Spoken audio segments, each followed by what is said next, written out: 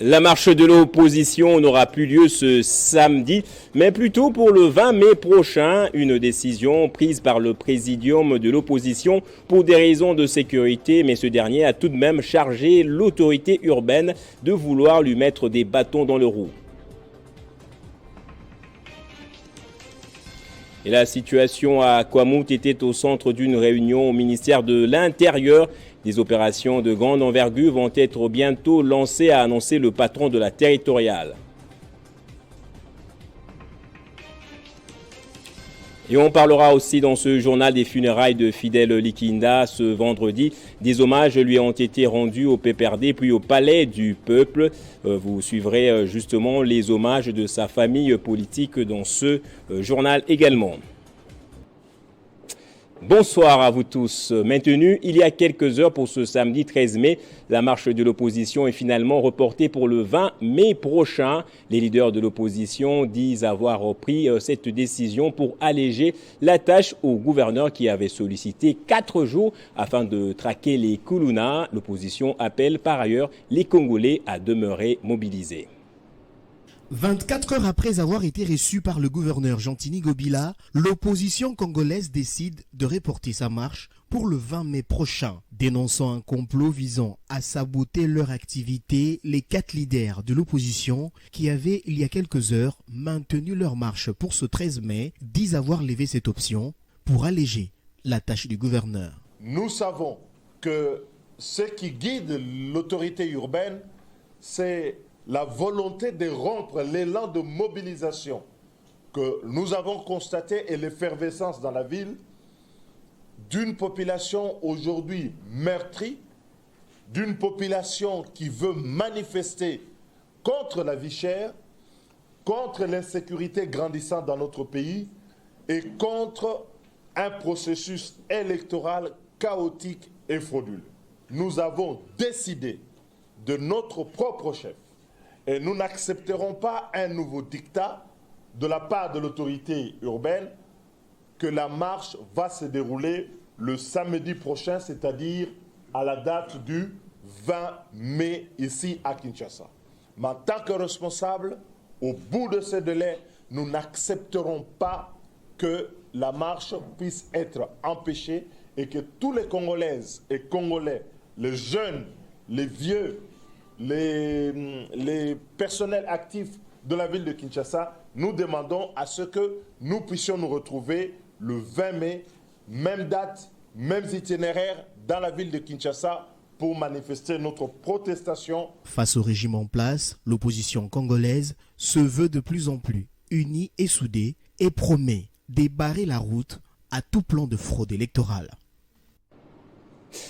Le gouvernement s'engage à lutter efficacement contre l'insécurité à Kwamouth. C'est l'une des résolutions d'une importante réunion de sécurité présidée par le Premier ministre. Selon le vice-premier ministre, ministre de l'Intérieur qui en a fait le compte rendu, des opérations de grande envergure vont être bientôt lancées. Tenue à la primature sous la présidence du Premier ministre Jean-Michel Samaloukonde, cette réunion de sécurité a connu la participation du vice-premier ministre, ministre de l'Intérieur et Affaires coutumières Peter Kazadi, le ministre de la Communication et Médias Patrick Mouyaya, la ministre auprès le président de la République, le gouverneur de la ville de Kinshasa Jean-Tini Gobila, ainsi que les officiers supérieurs de la police, des FARDC et des responsables des services de sécurité, notamment l'ANER, la DGM, et le renseignement militaire. Selon le vice-premier ministre en charge de l'Intérieur et Sécurité, Peter Kazadi, qui a fait le point devant la presse, il était question d'examiner la situation sécuritaire de toute l'étendue de la République en général et de la partie est de la capitale, Kwamouth et Kisangani en particulier. Il sera question de lancer des opérations de grande envergure qui ont été confiées à nos forces de défense et de la sécurité. Et je pense que dans les jours qui viennent, la paix va régner sur l'étendue de Kinshasa, pourquoi pas à Kwamouth, à Kisangani et sur l'ensemble de la République démocratique du Congo. Le chef du gouvernement a insisté sur ce qui se passe à Kalehe. Vous savez, nous avons connu une catastrophe humanitaire due à des pluies diluviennes qui ont causé des dégâts et détruit l'écosystème, ayant causé la mort de plus de 400 personnes. Des mesures vont être annoncées bientôt sur la ligne à suivre par rapport à cette situation. Il faut rappeler que le territoire de Kwamound est secoué depuis plusieurs mois maintenant par une insécurité grandissante suite au conflit entre Teke et Aka qui a provoqué la mort de plusieurs personnes. Et puis la situation sécuritaire dans l'est de la RDC a été au centre de la tournée du ministre d'État en charge de l'intégration régionale. Antipas Mbusa Nyamwisi s'est rendu au Burundi, au Botswana et en Namibie. Dans tous ces pays, il a mené des plaidoyers en faveur du retour de la paix dans l'est de la RDC. Bujumbura, Windhoek et Gaborone, telles ont été des capitales visitées par le ministre d'État en charge de l'intégration régionale, Antipas Mbusa Nyamwisi, dans le seul objectif de rechercher la restauration durable, particulièrement dans la partie orientale de la République démocratique du Congo. À Bujumbura, au 11e sommet des chefs d'État et de gouvernement, Mbusa Nyamwisi a dénoncé devant les représentants de l'ONU, de l'UA, de la CIRGL et de la SADC le énième massacre perpétré contre la population civile à Kizimba par l'armée rwandaise sous couvert du M23 et a promis que le gouvernement congolais va exiger des enquêtes sérieuses pour que les auteurs matériels et intellectuels du forfait en répondent devant la justice. À l'issue de ce sommet, plusieurs décisions ont été prises, entre autres l'appel à des actions rapides pour permettre la désescalade entre la RDC et le Rwanda. Les signataires ont assuré aussi leur plein soutien au processus de Luanda et Nairobi. Ils se sont enfin mis d'accord sur une feuille de route pour relancer l'initiative. Plusieurs étapes sont prévues avec pour commencer une réunion sous la houlette de l'Union africaine dès ce mois-ci, puis une retraite avec les acteurs politiques et diplomatiques, mais aussi les chercheurs qui travaillent sur une question. Dans la capitale namibienne, Mbusa Nyamwisi a participé aux travaux du sommet extraordinaire de la SADC en Namibie. Il a été décidé de l'envoi des troupes de la SADC avec l'objectif de restaurer la paix en vue de la bonne tenue des élections. À Gaborone, enfin, il s'est agi essentiellement d'une rencontre bilatérale d'échange d'expériences dans la gestion du diamant. Grâce à son diamant, le Botswana a su diversifier son économie et créer plusieurs emplois décents. À en croire Shadrack Bambi, le résultat de la tournée du ministre d'État Mbusa Nyamwisi est plus qu'élogieux. Et les informations du Sénat à présent, Modeste Batsulukwebo prend part au royaume d'Eswatini à la 10e réunion consultative de l'association des Sénats, Shura et Conseil équivalent d'Afrique et du monde arabe. Elle se clôturera normalement ce samedi 13 mai. Le speaker de la Chambre haute du Parlement congolais a proposé des solutions pour la lutte contre la crise économique en Afrique et dans le monde arabe. Cette rencontre s'inscrit dans le cadre de l'implémentation de l'action de l'ACK en vue de renforcer le travail conjoint au niveau africain et arabe et d'instaurer un dialogue parlementaire entre les Sénats des pays membres et les conseils équivalents dans la zone sud. Organisé sous les thèmes Impact des crises internationales multiformes sur les économies d'Afrique et du monde arabe, ces assises sont axées sur des questions importantes de l'heure pour les pays africains et arabes à la lumière des multiples crises économiques qui traverse la région arabe et africaine. Prenant la parole au cours de ces assises, le speaker de la Chambre haute du Parlement congolais, Modeste Batsulukwebo, a proposé des solutions en vue de lutter contre la crise économique qui ronge l'Afrique et le monde arabe. Parmi les solutions possibles, nous pouvons citer la diversification des économies d'Afrique et du monde arabe, la mise en place d'un cadre juridique uniforme entre les États en ce qui concerne la circulation des marchandises, la réduction des taxes dans l'import-export, l'intensification de l'agriculture, l'élevage et la pêche en y instaurant des techniques modernes, le subventionnement des particuliers en soutenant les initiatives privées dans l'octroi des moyens matériels et financiers, l'organisation de la chaîne de production, de commercialisation et de consommation accompagnée des mesures d'incitation à la consommation des produits locaux. Il s'est dénoté que depuis son avènement à la Chambre haute du Parlement, Modeste Batsulukwebo fait de la diplomatie parlementaire son cheval de bataille. Je le disais dans le sommaire, le Parti du Peuple pour la Reconstruction et la Démocratie a rendu ce vendredi les derniers hommages à Fidèle Likinda, secrétaire national en charge du budget et finances du parti. Son inhumation interviendra dimanche à Ikela dans la province de Tuapa. Joseph Kabila, président national du PPRD, a été vivement remercié pour son soutien moral et financier. L'émotion était vive ce vendredi au siège du Parti du Peuple pour la Reconstruction et la Démocratie. Militants et cadres, affligés par cette perte, n'ont pas pu retenir leurs larmes. Décédé le 1er mai dernier à l'âge de 55 ans, Fidèle Likinda Bolomelenge a reçu des hommages mérités. Likinda lakisi que Aza Monansobi, Aza Elombe. Fidèle, tu as été fidèle jusqu'à ton dernier souffle. Fidèle à Joseph Kabila Kabange. Dans son mot de circonstance, le secrétaire permanent du PPRD, le professeur Emmanuel Ramazani Chadari, a affirmé avoir perdu un vrai collaborateur, un camarade loyal et dévoué. Un des grands manœuvriers politiques de notre parti. Mes chers amis, moi personnellement, je viens de perdre un vrai collaborateur. Après le siège du PPRD, la dépouille mortelle a été acheminée au Palais du Peuple.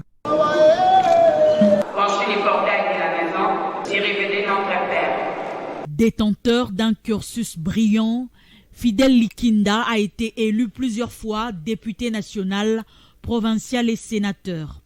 Il est originaire du secteur de Lokina, territoire d'Ikela, dans la province de la Tuapa.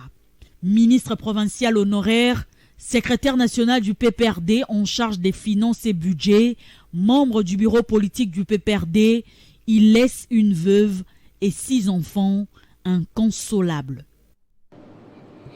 Et à la Société nationale de loterie, les États généraux se sont clôturés sur une bonne note. Ils étaient organisés en vue de la relance de l'entreprise. Il s'agissait en effet pour les participants à ces assises d'étudier les causes réelles qui ont coulé cet établissement.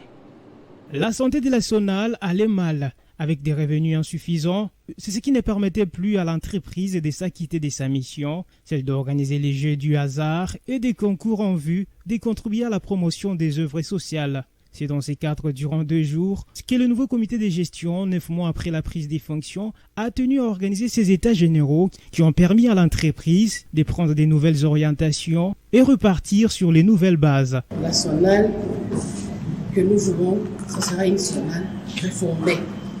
Une Sonal qui renaît de ses cendres, parce que vous êtes sans soucier que la concurrence déloyale à laquelle nous sommes confrontés nous a mis à genoux. Il ne faut pas avoir honte de le dire. Alors nous sommes venus en mission ici, c'est pour relever la Sonal. Relever la Sonal, c'est avec toutes les parties prenantes, c'est-à-dire avec tous les personnels de la Sonal ensemble. Nous avons réfléchi. Les gens ont parlé, les langues se sont déliées. Aujourd'hui, je peux dire sans fausse modestie que nous savons de quoi souffre la Sonal et nous allons apporter une thérapie appropriée. À la fin de ces assises, nous allons avoir une feuille de route. Débuté mercredi, ces travaux de réflexion ont pris fin hier jeudi. Objectif, sortir la Sonal du marasme. Amélioration de la desserte en électricité. Le directeur général adjoint de la SNEL poursuit ses descentes sur le terrain. À Ngiringiri et Lemba, de nouveaux transformateurs ont été donnés pour l'électrification des ménages. La Société nationale d'électricité poursuit l'installation des nouveaux transformateurs dans le coin de la ville de Kinshasa qui font face à la pénurie d'électricité.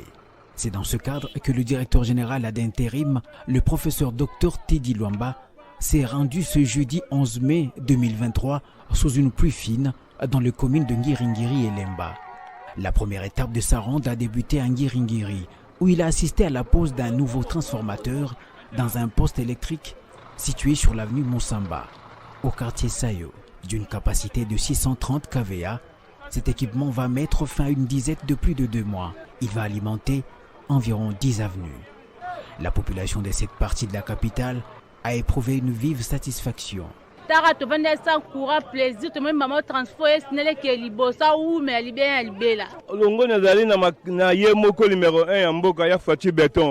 Les seuls présents uniques de Tigana au Salamakamezon Monana. À l'arrivée de la délégation de la SNEL, conduite par son directeur général d'intérim Alemba, les habitants du quartier commercial ont manifesté des scènes de liesse.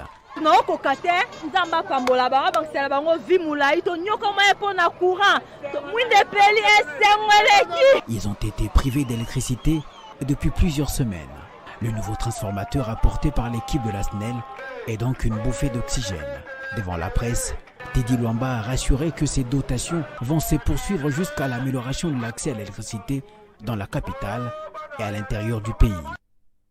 Parlons à présent de l'ouverture du séminaire Business Gagnant-Gagnant dans la province du Lualaba. Gervais Ndaï, représentant de la gouverneure du Haut-Lomami, a salué cette initiative qui ouvre le Haut-Lomami à d'autres horizons.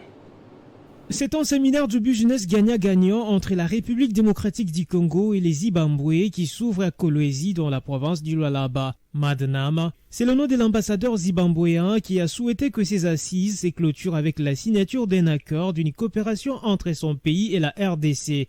La province du Haut-Lomami est depuis 2015 une province de la République démocratique du Congo et c'est là à la suite du démembrement de l'ancienne province du Grand Katanga. Sur le plan géographique, la province du Haut-Lomami est au carrefour de plusieurs autres provinces du pays. Sa situation géostratégique fait d'elle le centre névralgique du développement de notre grand pays, la République démocratique du Congo. Quant aux opportunités de commerce en termes d'investissement, la province du Haut-Lomami présente des atouts majeurs et c'est là dans plusieurs secteurs, à savoir minier, agropastoral et aquaculturel, énergétique, touristique, environnemental et infrastructurel. La province du Haut-Lomami étant au carrefour de plusieurs autres provinces du pays, elle présente plusieurs opportunités de commerce et d'investissement dans plusieurs secteurs si haut énumérés. C'est pourquoi son Excellence Madame la gouverneure de province, honorable Dr Yumba Kalenga Mushimbi Isabelle, invite et encourage ardemment les hommes d'affaires. Après l'adresse du ministre provincial du Lualaba, le représentant d'Isabelle Kalenga dans ses assises, Gervais Mwepu, a donné l'âme du Haut-Lomami.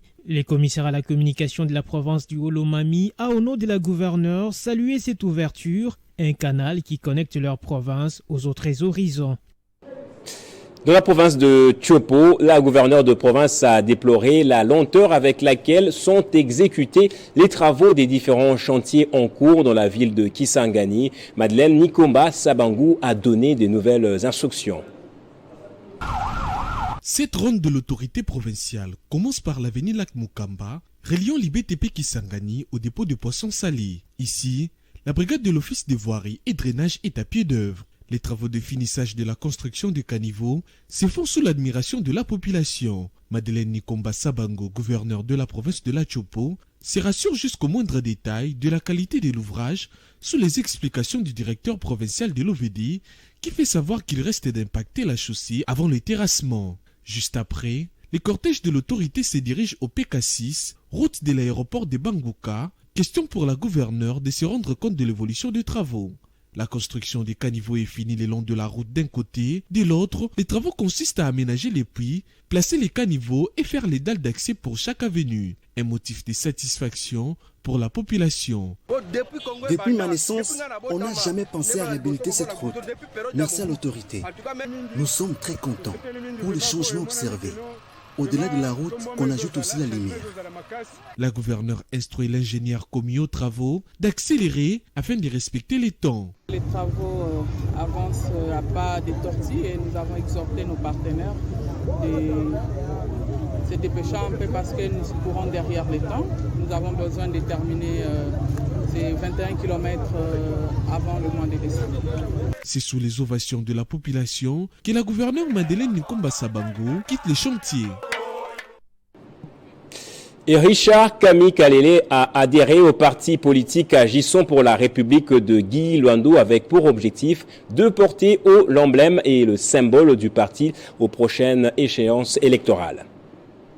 Après avoir observé les comportements de la classe politique congolaise, les agissements des acteurs politiques de tous bords, Richard Kamikale, président de la structure Génération Congo Nouveau, a pris la décision d'adhérer officiellement au parti politique agissant pour la République du ministre d'État Guy Luando Mboyo. Pour Richard Kamikale, il ne s'agit pas d'une décision prise sur un coup de tête, mais c'est un engagement politique bien mûri, après avoir pris le temps d'étudier les contours politiques du parti AREP. Comme tous les partis politiques, la vision est de gagner à toutes les élections. Richard Kami promet d'apporter un plus au parti, surtout qu'à son arrivée, les insignes du parti lui ont été remises et la notification en tant que secrétaire général adjoint en charge du contrôle et inspection des activités du parti. Richard Kamikale affirme avoir été attiré par la vision politique prônée par Guy Luando, qui est la constance et le sérieux, et continue à gérer la structure Génération Congo Nouveau, qui est une structure apolitique, qui prône à promouvoir la jeunesse congolaise dans tous les secteurs. Et les forces vives du secteur Nord Baluba se sont réunies en session ordinaire dans le territoire de Maseke à Kabongo, dans la province du Olomami, en collaboration fraternelle congolaise pour la paix. Ils se sont retrouvés pour évaluer, projeter la situation à la base de l'enclavement de leur secteur. À l'issue de cette rencontre, ils ont évoqué les difficultés suivantes, l'invisibilité des actions gouvernementales et les non-accompagnements du pouvoir, tant provincial que national, au secteur Nord Baluba. L'enclavement de l'entité depuis la jeunesse du système électoral de la RDC suite au manque d'un vrai leader d'opinion pour défendre les intérêts de la population Nord Baluba. La persistance des conflits coutumiers et le dysfonctionnement du secteur Nord Baluba causés par les dirigeants politiques pour leur positionnement et autres ennemis du développement. Cependant, la population du Olomami a porté leur choix sur leur digne fils à la personne du sénateur Monseigneur évêque Kapiantumba Augustin comme leader vu ses innombrables actions accomplies. Vu l'initiative de notre fils Monseigneur Kapiantumba Augustin, sénateur, les Nord Baluba décident devant Dieu et les hommes, nos ancêtres, de s'aligner à la décision des 35 chefs de groupement des territoires de Kabongo, lui désigna leader en 2021 à Kabongo, en 2022 à Kamina, après la pacification des deux chefferies Kayamba, Kabongo et un secteur Nord Baluba, et lui recommandons de postuler à la députation tant nationale que provinciale, de nous donner d'autres candidats députés provinciaux en soutenant la réélection de son Excellence, Monsieur le Président Félix Antoine Tshisekedi Tshilombo. Ces choix se justifient par sa grande contribution dans la lutte contre les chômages en créant plusieurs écoles et tant d'autres résolutions. On va terminer à l'international. Elon Musk a annoncé vendredi avoir nommé Linda Yaccarino, jusque-là responsable de la publicité au sein du groupe NBC Universal, comme nouvelle patronne de Twitter, 6 mois après avoir racheté les réseaux sociaux dont il va néanmoins garder le contrôle. Le milliardaire avait déjà laissé entendre qu'il souhaitait quitter la direction de Twitter après avoir consulté les utilisateurs du réseau social par un sondage en décembre dernier. La nouvelle patronne aurait été choisie pour son expérience dans le domaine des médias numériques et sa capacité à innover dans la mesure de l'efficacité des annonces publicitaires. Place au rappel des titres à présent. La marche de l'opposition n'aura plus lieu ce samedi, mais maintenant pour le 20 mai, une décision prise par le présidium de l'opposition pour des raisons de sécurité. Ce dernier a néanmoins chargé l'autorité urbaine. Il a accusé de vouloir lui mettre des bâtons dans le roue. Et la situation à Kwamouth était au centre d'une réunion à la primature. Des opérations de grande envergure vont être bientôt lancées, a annoncé le patron de la territoriale. Et on a parlé également dans ce journal des funérailles des fidèles Likinda. Ce vendredi, des hommages lui ont été rendus au PPRD puis au Palais du Peuple. Et c'est par ici que prend fin ce journal. Merci à vous tous de l'avoir suivi. Soyez toujours dans la joie, madame, messieurs.